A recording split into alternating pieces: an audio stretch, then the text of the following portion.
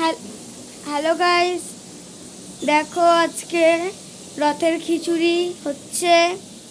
চলো দেখি কি হচ্ছে রথের খিচুড়ির। এই দেখো আলু ভাজা হচ্ছে।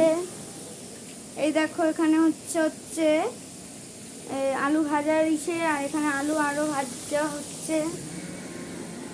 এখানে দেখো হচ্ছে ডাল, এখানে আছে চাল, এখানেও আছে আতপ চাল খিচুড়ির এই চাল, আর এটা হচ্ছে এমনি রাইস। আজকে হালকা করে আমাদের রথের খিচুড়ির মেনুটা বলে দিই। আলুর দম আর হচ্ছে খিচুড়ি। এই যে গাইস এখন মশলা হচ্ছে তৈরি।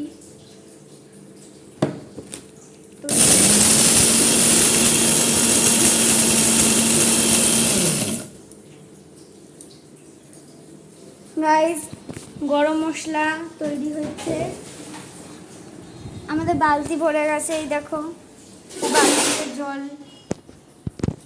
জল।